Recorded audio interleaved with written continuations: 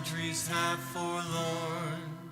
And there on a sunny morning, little Jimmy Brown was born. Bum, bum, bum, bum, all the chapel bells were ringing in the little valley town. And the songs that they were singing was for baby Jimmy Brown. And the little congregation prayed for guidance from above. Lead us not into temptation, bless this hour of meditation, guiding with eternal love. There's a village hidden deep in the valley, beneath the mountains high above.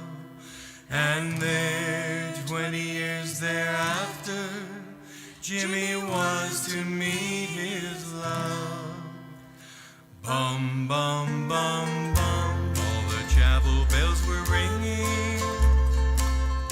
It was a great day in his life, for the songs that they were singing was for Jimmy and his wife. And the little congregation pray for guidance from above. Lead us not into temptation, bless the Lord this celebration, may their lives be filled with love. From the village hidden deep in the valley, one rainy morning dark and gray, a soul winged its way to heaven. Jimmy Brown had passed away. Bum, bum, bum, bum, just a lonely bell was ringing in the little valley town. 'Twas farewell that it was singing to our good old Jimmy Brown. Congregation prayed for guidance from above. Lead us not into temptation, may his soul find its salvation of the great eternal love.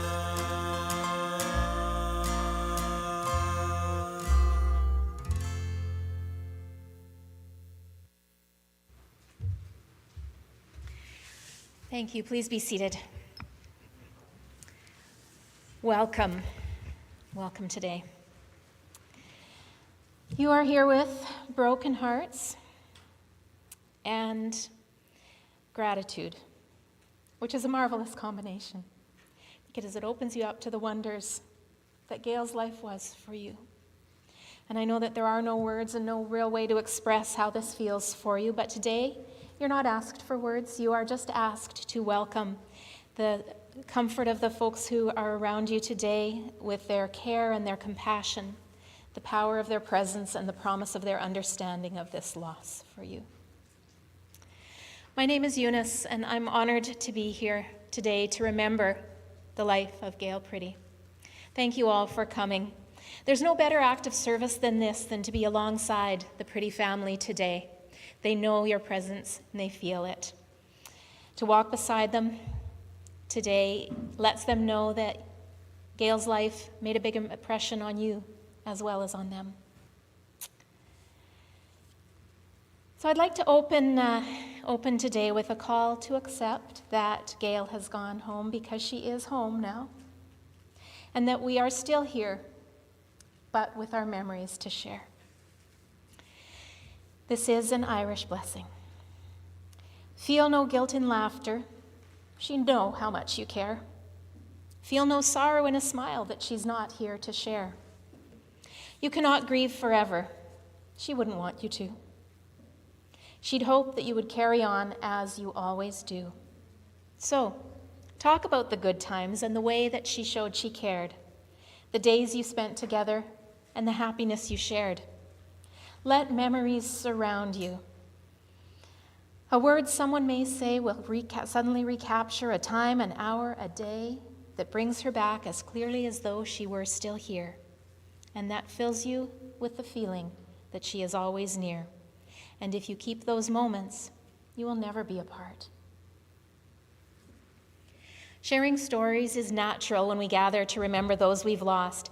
And to that end, we'll be having an open mic in a few minutes. I'm letting you know that now so that you can gather your thoughts and perhaps your courage to get up to the podium and share a story with us. I know that Gail's family would love to hear your memories. But to start us off, I'd like to invite Darlene to share the eulogy.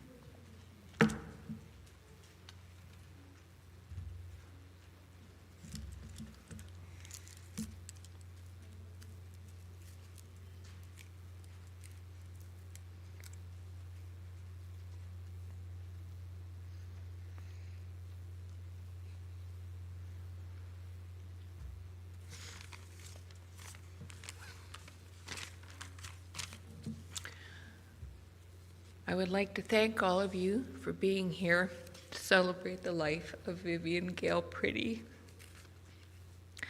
On behalf of my big brother Richard, and myself, Darlene, and my little sister Ray, it is my honor to share some of our memories with all of you. Richard recalls when he was 14 and had gotten his learner's permit, that he took Mum for a ride into town where they went cruising up and down Main Street in the old station wagon. Mum was quite amused to hear that the next day at school, Richard's friends were asking him who was that hot chick that they saw him with. She did live up to her name. Her maiden name was Prette, and her married name was Doll, making her a pretty doll. Every once in a while, she would show us her sassy side. Richard had got himself a new .22 Magnum rifle and was having a little target practice with Mum's brother, Clinton. They were shooting at tin cans set up on a large dirt pile. Richard asked Mum if she'd like to take a shot and handed her the rifle. She loads it and takes a shot with it from the hip. The bullet hits a rock, which splits apart and takes out 2 tin cans at the same time. She hands her rifle back and says, "See, boys, that's how it's done," and then beelines it for the house before she could be asked to do it again. She actually was a very good shot and taught Richard how to sight in a rifle and how to shoot. I remember being Mum's little helper, copying her and learning from her as a very young child, doing dishes and sweeping and dusting, making overhandled hard little buns and biscuits from the dough scraps, always singing and humming as we worked. She tried to make work fun or make it feel like an adventure, include all of us in work bees to do things like canning or freezing produce from our garden, making a picnic lunch to go berry picking. Do you remember the bears?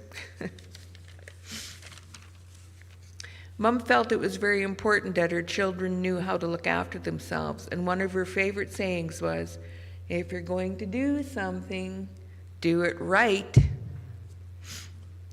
She loved to socialize.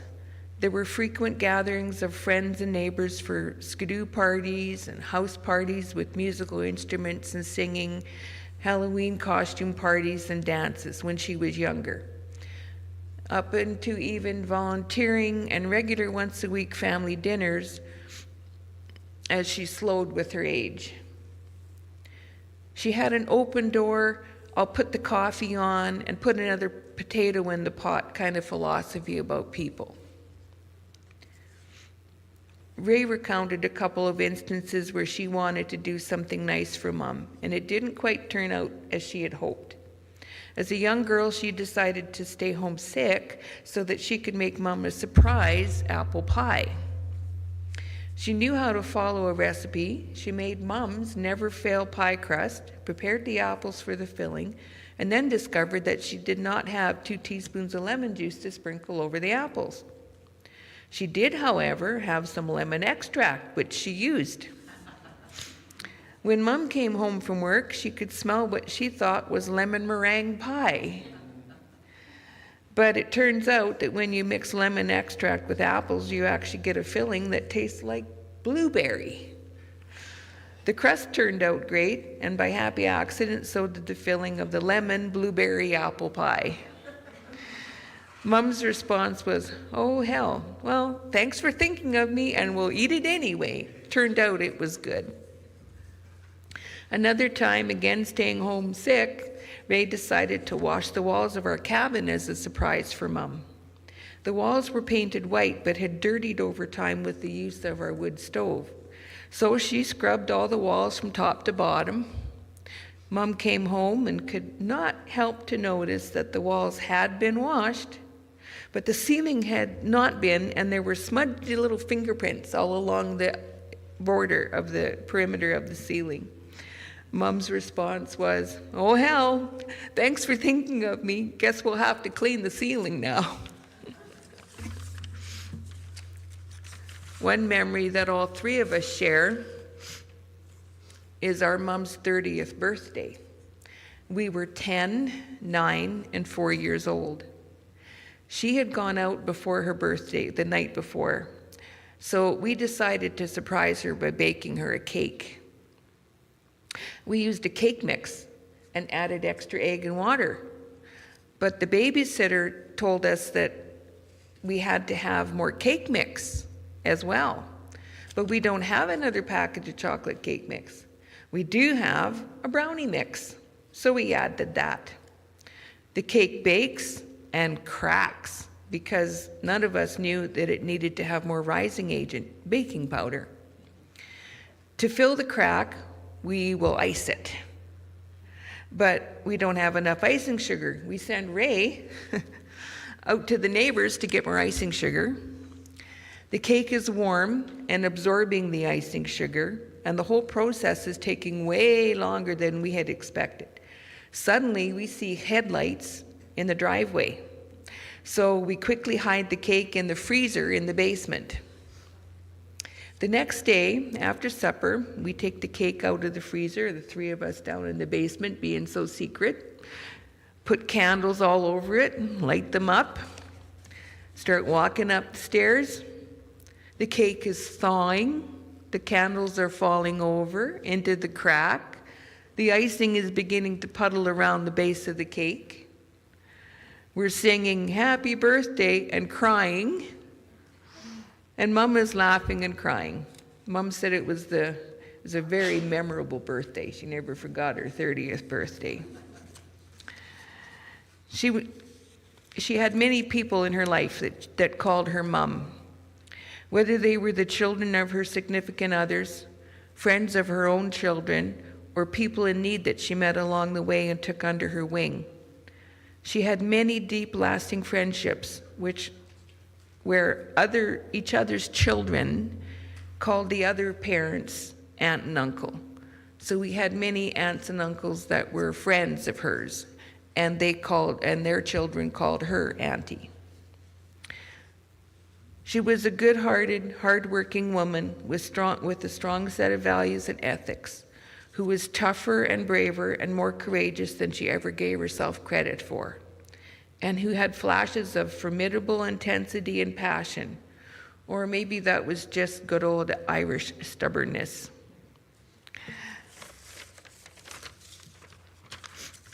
She had a good sense of humor with a sharp wit and a warm smile. Mom did her best to guide us through life, and she has been determined to continue to do so even now. Ray and I are both wearing her clothes, but Richard said, "No way, I draw the line at wearing Mom's clothes."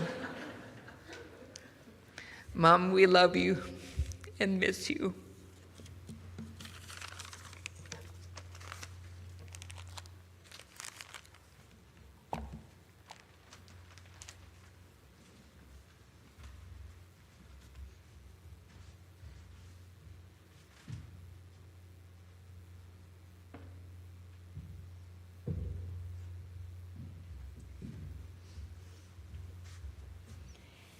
Thank you, Darlene. That was,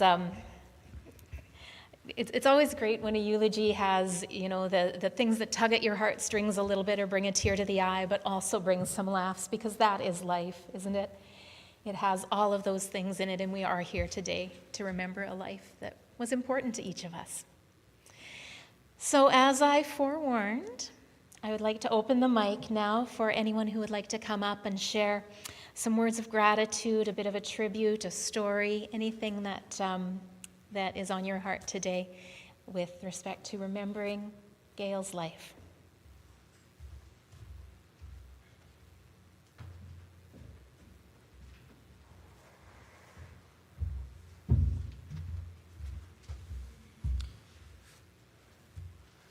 My name is Randy Smith. I'm Ray's better half.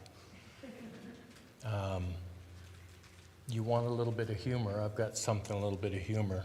Might be a little bit off-colored, but a few years ago, 20-some years ago, I was working down in Edmonton, and I got a phone call from Ray. And her first question to me was, "How would you feel about sleeping with a grandma?" And I kind of paused, and I went, why would I sleep with your mom? And she said, "What?" She says, no. She says, "How would you feel about sleeping with a grandma, Grandpa?" And I went, "What? Which one?" So years fly by. Ray and I are moved up to Grand Prairie, 2021, and living with Mom. And one night I get a question from Mom. Things are quiet and it's just the two of us. And she told me she was a little bit upset with me, and that didn't surprise me, being a son-in-law. But she said, I'm a little bit disappointed. And I said, "Why?" She said, "Because I heard that you won't sleep with me."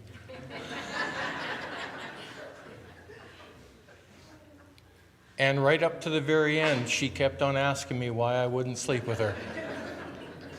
Anyways, that's just a little fun. Thank you.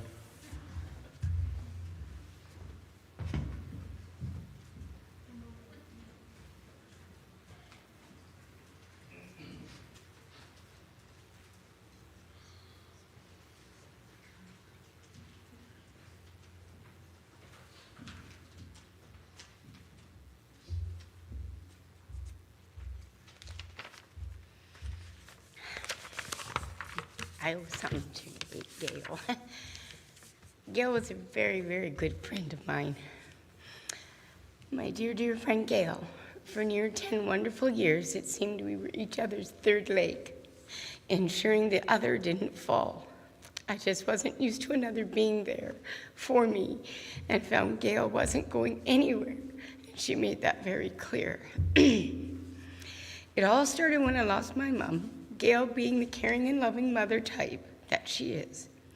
Simply overheard my uncle explaining now his niece was having an incredible tough time with the paperwork due to his sister's passing. Gail stepped up and handed my uncle her number. Can you hear okay? I'm sorry. Gail stepped up and handed my uncle her number, telling him to have me call her. That Gail, being a retired legal secretary, she would love to assist me with this. That whole year buried in affidavits and signatures, that was beginning of our lasting friendship. Gratefully, Gail taught me to be patient, or else. My Uncle Tom and Auntie Shirley knew Gail from the foot clinic where she volunteered at the time. During our many coffees and luncheons, it was realized they each also assisted in the Saskatoon Hall Singles Dance Club, tending the door, etc. When Gail stepped down from the position, my aunt and uncle stepped in. They just hadn't actually met yet. Among all her extensive life learning stories, Gail also shared her experiences volunteering at the South Peace Regional Archives with me. Just hearing how involved she had become and how she explained it all to me, the importance of holding on to our family's history and their life stories, I soon found myself alongside Gail volunteering at the archives and as well board members. I don't believe there was a time Gail was not volunteering her time and experiences. The stories of Gail's ranching years were breathtaking. She wasn't always that organized office woman, but a very tough woman handling the elements as the older stories go. Perhaps this is why my dogs and foster dogs always seem so at ease with her being such a caring soul. Through the years, we accumulated our own seniors ladies group of 6 or 7, and of course my aunt and uncle. Gathering at a restaurant or my place, whether it be for coffee and treats, a luncheon, or a Christmas setting with gift exchange, Gail always enjoyed. Occasionally, if I wasn't on the ball, she would call to see if perhaps there was another event planned for the near future. My dear friend will be dearly missed this Christmas when our rapidly shrinking seniors group again tours town to view the Xmas colors displayed in people's yards. I'll miss you forever, my volunteering angel.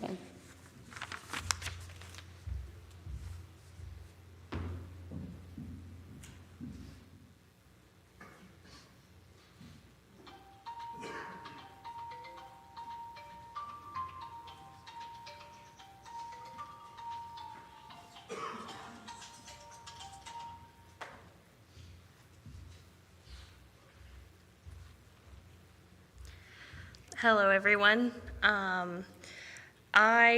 The first time I met Gail was actually at my job interview to work at the archive, which was stressful. But it's kind of strange to be at work right now because she's been such a part of my time there. On my very first day, I started in the middle of COVID, so she couldn't come in to see me. But at 10 o'clock on the dot, the phone rang with her welcoming me to the archives, making sure that I knew, there were a lot of people there to help and to tell me everything I would need to know for the next couple of days. She had a full written list, which she later gave to me in case I needed to reference it later. Every single Thursday, once volunteers were able to come back, she would breeze in, usually 10 minutes early for her volunteer time, with a, "What have you got for me this week, Aline?" Do you have checks to sign or problems to solve? Every week we had our weekly coffee break with her, with a lot of sometimes kind of outrageous stories about her life. You never knew what to expect from that Thursday coffee break. But over the last week, the memory that keeps coming back to me is actually probably one of my worst days since I started on the archive. I had to do a very difficult thing. I was nervous about it. It was happening at the end of a day on a Thursday. All the other staff had gone home already, but I still had to do this one thing. I had bumped into Gail on her way to coffee break on my way in. And she had asked me if I was okay, and I said, "Not so much, but, we'll get through it. It'll be fine." So I finished my task, and I was sitting in my office by myself crying, because it was that kind of day. And next thing I knew, Gail popped up out of nowhere, seemingly, because she had gone and hid in the break room when everyone else left, to make sure that I was okay. So she came back to check on me. And that's kind of the memory that keeps coming back to me, is like she was such a force of nature, but she was also so kind and compassionate to everyone who came, no matter what you were going through.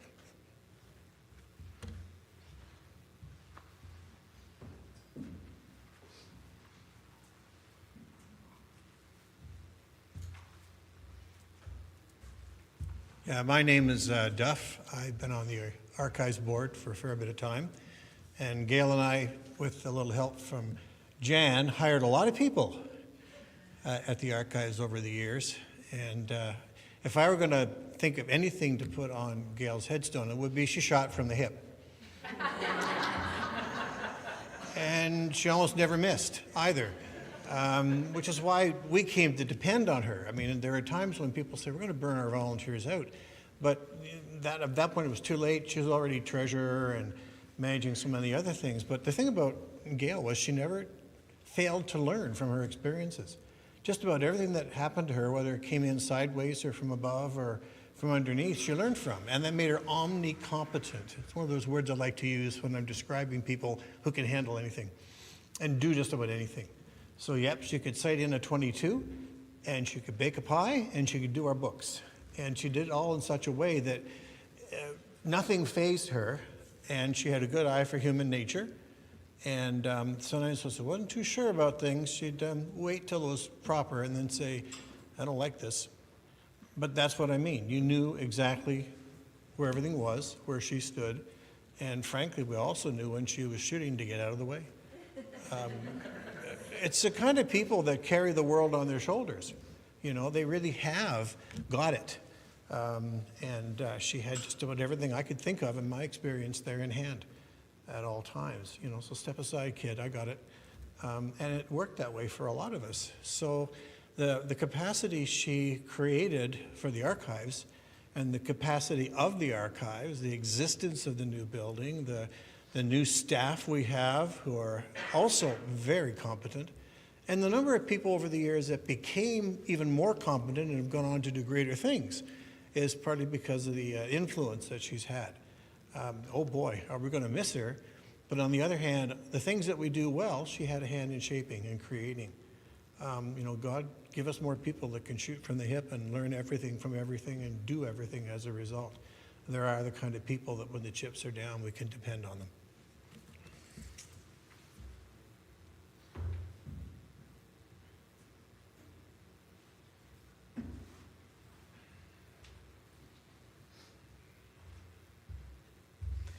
Hi everyone, my name's Alyssa Curry and I was the executive director of the South Peace Regional Archives for 4 years. I worked with Gail during those 4 years and I considered her my friend.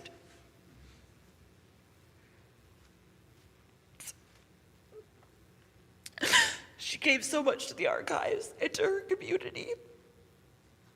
I miss her dearly. I always enjoyed hearing her life stories and how she persevered as a woman in a man's world. Gail always stood up for what was right, even when it wasn't easy to do so. I remember during the early days of the pandemic, dropping off sanitized checks at her doorstep, and we would put them down on the doorstep, and I'd step back, and she'd spray them, and she'd take them into her house. And later, when we were allowed and we kind of understood a little bit more about the pandemic, we would sit in her backyard, 6 feet apart, and we'd visit. And it was really good to have a friend, especially in those days. Working with her at the archives, I remember one of the first things she told me, Alyssa, I've been at the archives a long time, and I want you to know that in my house there's a box that says, when I die, please return this to the archives. And that's one of the things that came to mind for me when we were thinking about her passing, was that there was a box, and I remember during the pandemic, she said, we were allowing her to bring some of the newspaper clippings home because she said, I can't just sit here and be useless. I have to do something with my time. And so she helped us do the newspapers, and she said, don't worry, because I've labeled the box. If I die, please return this back to the archives. I will never forget the impact that Gail had on my life, and I know that there are countless others who feel the same way, and I'm honored to have come back to celebrate her life with all of you. Thank you.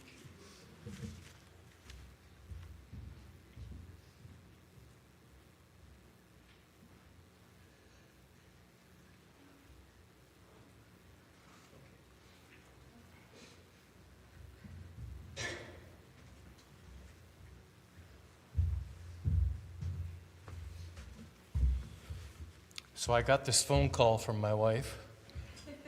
No, not that story? Okay. For those of you that came in through the front doors, you may have noticed out on the table that there's a blanket and some cards. And, this one's tough for me. For 20-some years, Mom has lived across the street, right across the street from Parkside Montessori School. Every morning, like clockwork, she would have the blinds open on the front living room, and she'd be out there waving at anybody, any of the kids. It usually started with our granddaughters, waving at anybody as they come to the school. And over the years, there would be kids that actually we didn't know, she didn't know, but they would start waving back at Grandma. And she just absolutely loved this. She had a big smile on her face, waving to everybody. Parents started waving back at her and stuff like that. And so when Mom started having some health issues over this last year, I went and talked to the principal and told her what was going on.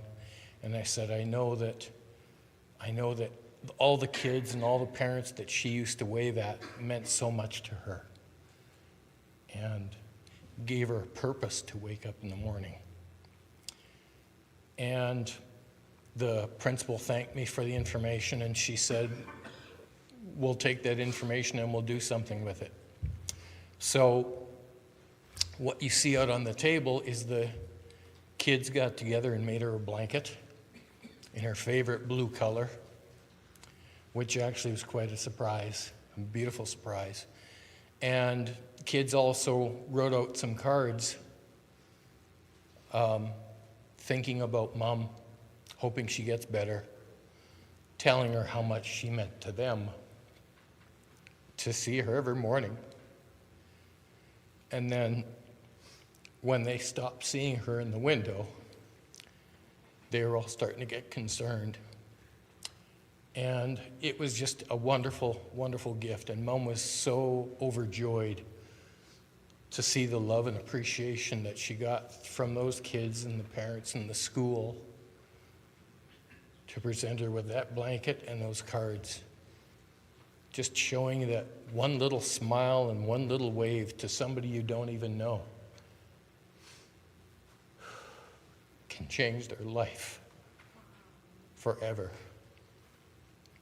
Keep that in mind as you go out on your daily lives and see somebody you don't know. They may be having a bad day, they may be having a great day, but you don't know. Take a chance. Take a second to smile at somebody, say good morning, good day, whatever it takes, whatever you feel is necessary. But these are lessons that we've learned from our mom.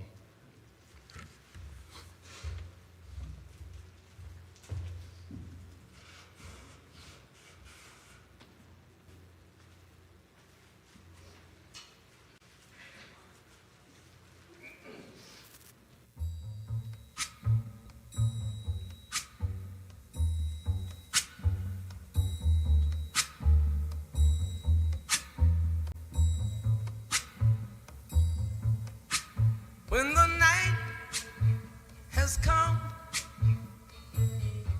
and the land is dark and the moon is the only light we'll see. No, I won't be afraid. Oh, I won't be afraid. Just as long as you stand by me. So darling, darling, stand by me. Oh, stand by me.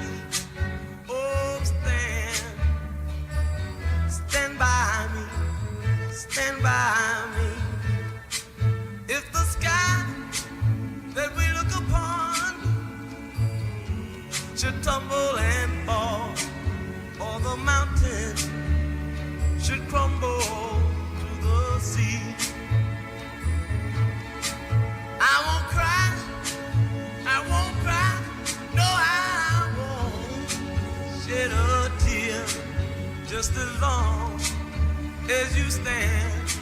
stand by me. And darling, darling, stand by me. Oh, stand by me. Oh, stand now. Stand by me. Stand by me.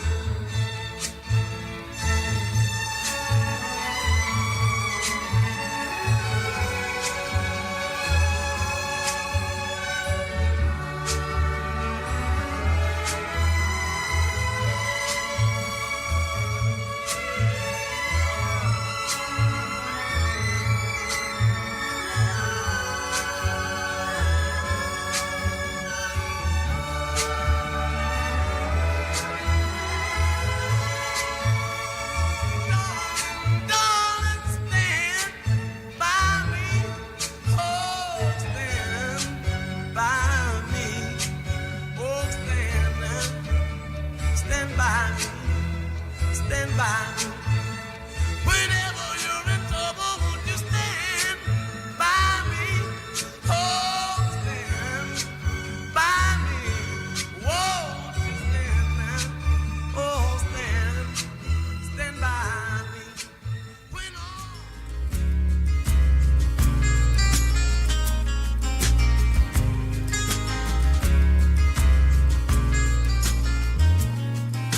Someone said youth is wasted on the young.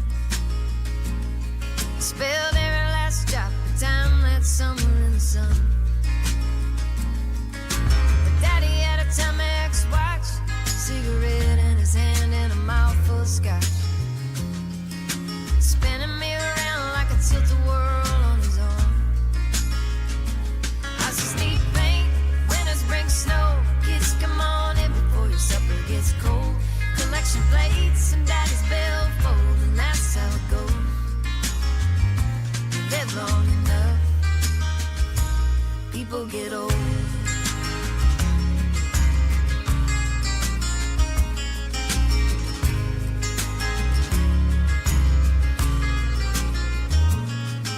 I sat up proud beside him in the cab of their truck, going 30 miles an hour down a side road, talking about the fish we caught. And I'm older now than he was then. If I could go back in time, I would in a second. To his beat up blue jeans and a t-shirt with the sleeves cut off.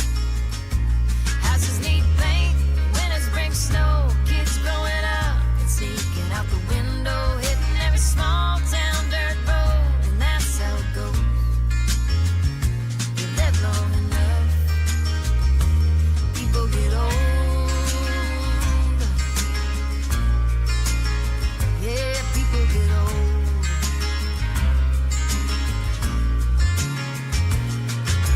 Daddy keeps busy in the afternoons playing cards by himself. And he shouldn't be shoveling that first snow, but you know he won't take the help.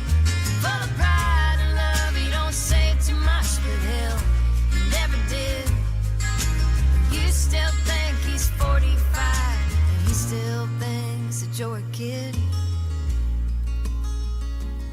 Well, one day you find yourself saying the things they said.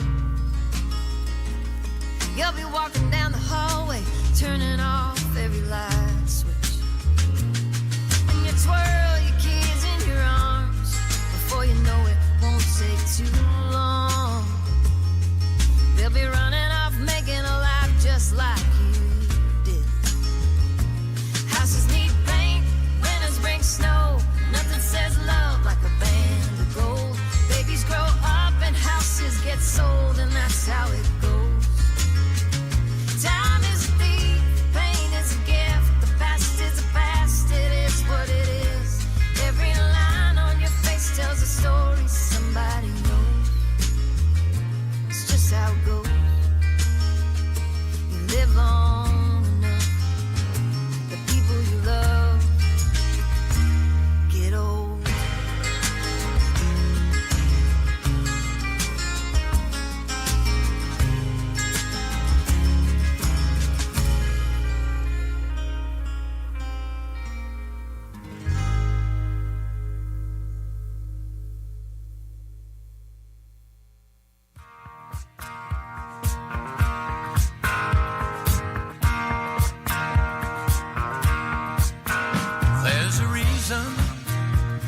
sunshine sky, and there's a reason why I'm feeling so high. Must be the season when that love light shines all around us.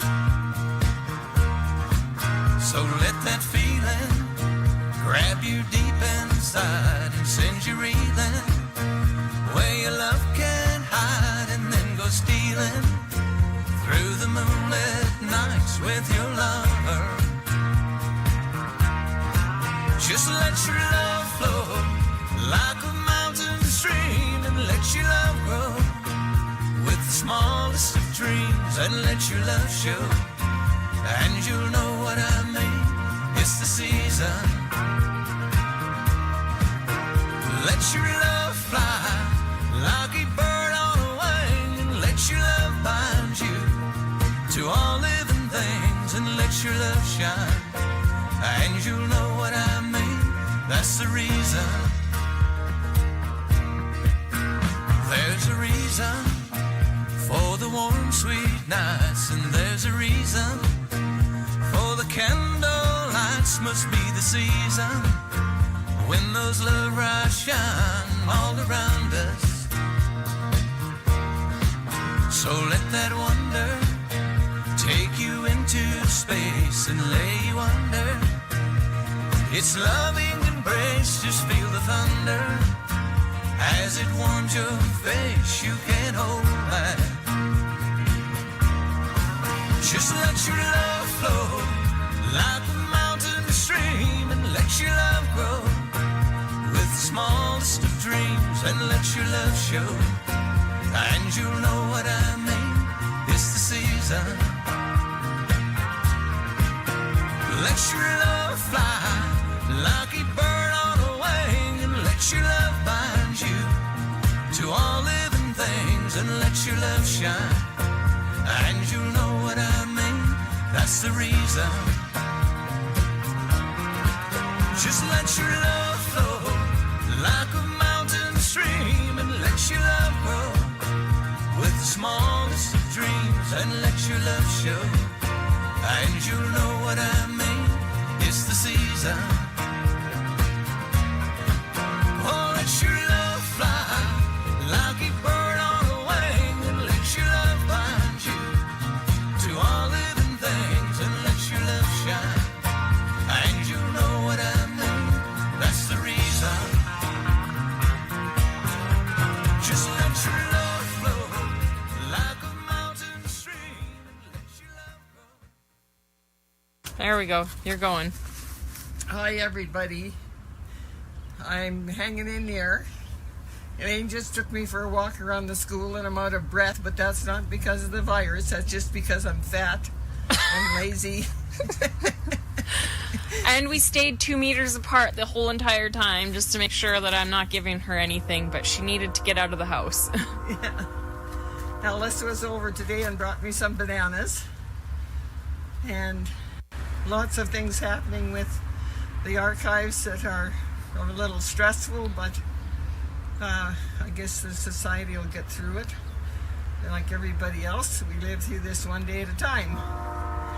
So, We all love you. love you too.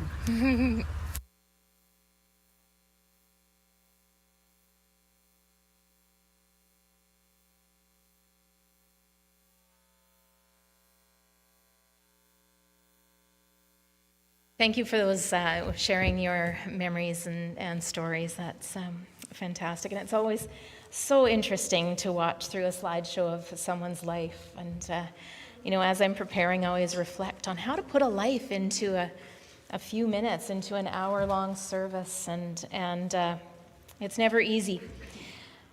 And, of course, it wasn't for Gail either. I'm always honored to be asked to officiate like this, especially when I knew the individual. Now, I didn't know Gail as well as many of you did, but I really appreciated sitting with you the other day and gaining even more of an understanding of who she was, and she was quite the woman.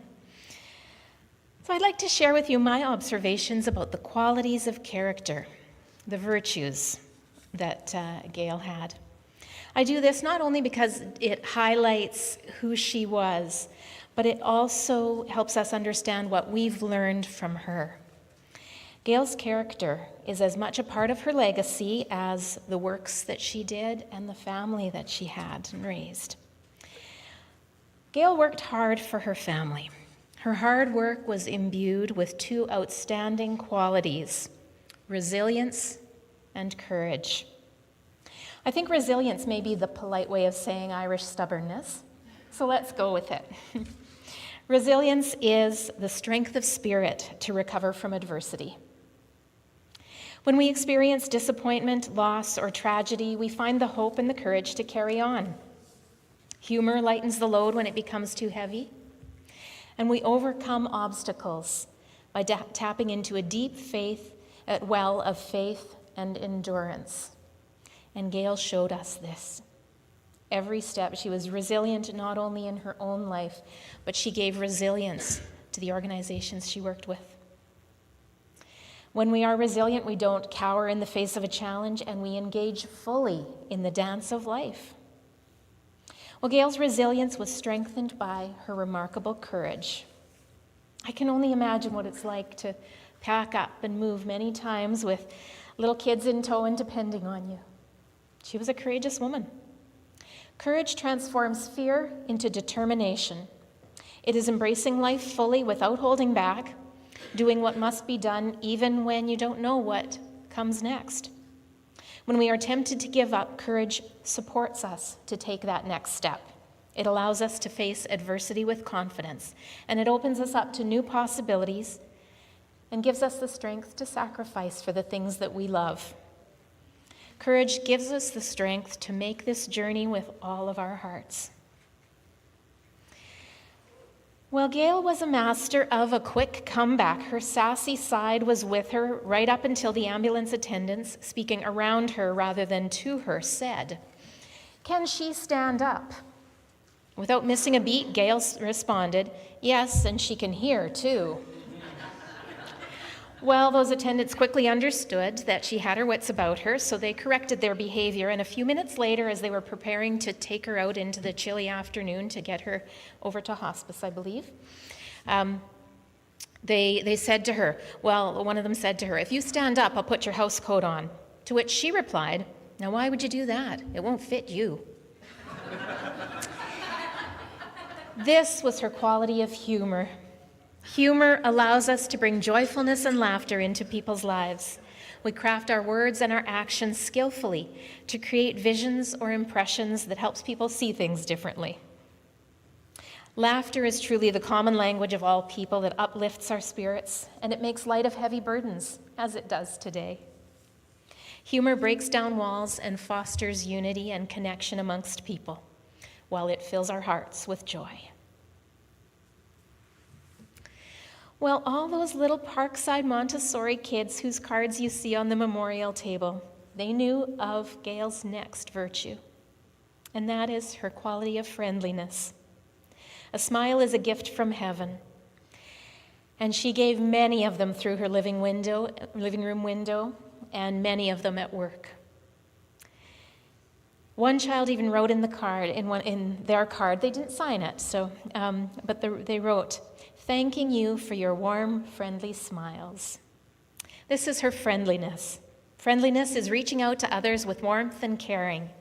Friendship is essential to our souls, and it is the best cure for loneliness. We attract others through what we are willing to give. What we give, we get in return. The presence of a friend can soothe us, unleash our laughter, amplify our joy, and diminish our sorrow. Friendliness begins when we look upon strangers as friends we haven't met yet. And for Gail, many friends that she hadn't met yet went on to become friends and indeed to become family. Because not only did Gail's gifts impact the people around her, at work, at home, the extras that she took in over the years. Through all of these people, her qualities ripple out and touch many more lives, probably more than we will ever know.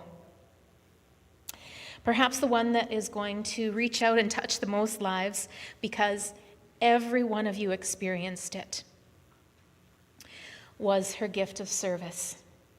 And that was her truest love language. And it benefited the organizations that she worked with, the communities that they serve. It benefited her family and everyone that passed through your door as they came to take shelter or a little food in your home, or even just spend a warm evening of music and laughter or games.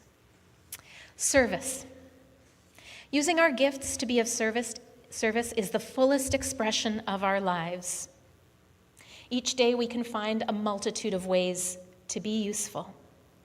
Whatever we may achieve, the quality of our own life comes from the quality of our contribution in service. First and foremost, we serve our loved ones. We notice what others need, we discover their wishes, and we respond helpfully. Sometimes we notice what people need when they themselves don't know what they need. We don't wait to be asked. A spirit of service invests what we do with excellence. People who want to be of service truly will change the world. And Gail changed ours, didn't she? Well, throughout her life, right to the end, Gail shared her virtues with you.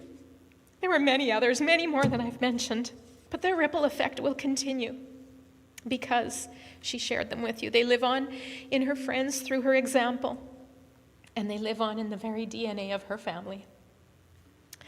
So as you prepare to go through a life in a world without Gail, you may find yourselves demonstrating qualities of character that she had. And when you do so in her memory. And if you happen to notice someone else doing something like Gail would have done, take a moment to thank them for reminding you of your mother, your grandmother, and your friend. I know there's tissue under here somewhere. There's one song that Gail requested herself that she asked that we'd like to just spend a moment with quiet reflection.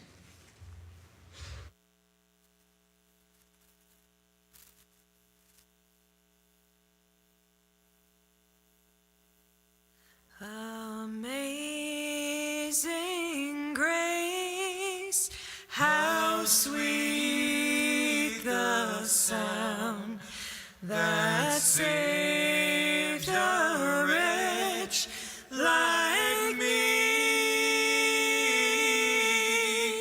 I once was lost, but now I'm found. Was blind, but now I see. 'Twas grace that taught my heart to fear, and grace my fears relieved. How precious did that grace appear, the hour I first believed. Through many dangers, toils, and snares, I have already come. 'Tis grace hath brought me safe thus far, and grace will lead me home. When we've been there 10,000 years, bright shining as the sun, we've no less days to sing God's praise than when we first begun.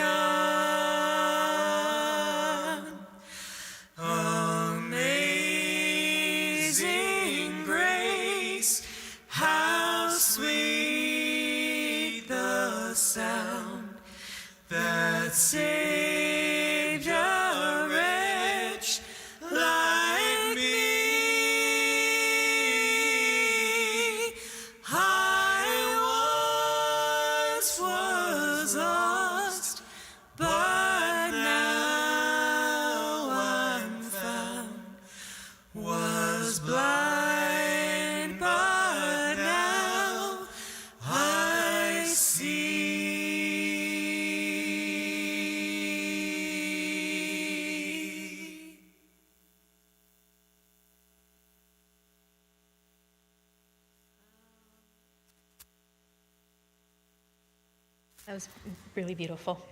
I can see why Gail requested it. It's really hard not to hum or sing along with that beautiful hymn, isn't it? So we'll be heading now to Grand Prairie Cemetery, where Gail will be laid to rest beside her grandson, Brian Chorzempa. If you'd like to come along, you're very, very welcome to. Feel free to join. The family will line up and then just in your vehicles come after them. We'll go fairly slowly and put your four-way flashers on as we go.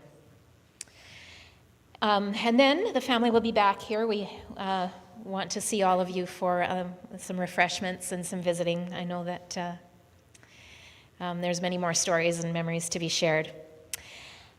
You will see an absence of flowers, save the few paper-folded flowers on the memorial table with the kids' cards, and that is because Gail was terribly allergic to flowers.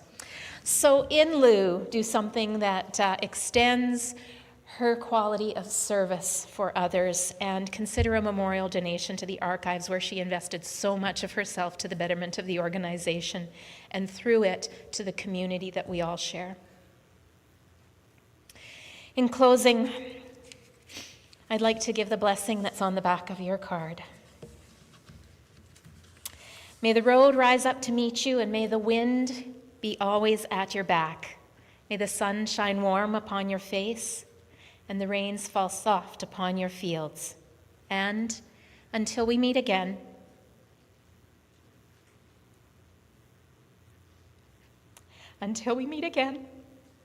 may God hold you in the palm of his hand.